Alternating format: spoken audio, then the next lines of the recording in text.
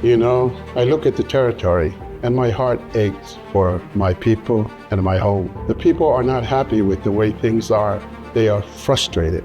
They are hurt. There's been so much mismanagement of funds and abuse of power. You don't need to explain it to them. They can see that only a select few benefit while everyone else struggles. This cannot continue, and we simply cannot take another 4 years of the same thing. We are living in uncertain times that requires wise management and good governance of our resources.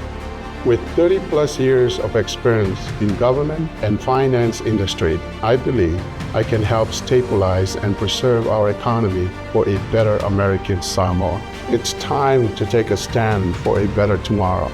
It's time to unite for change.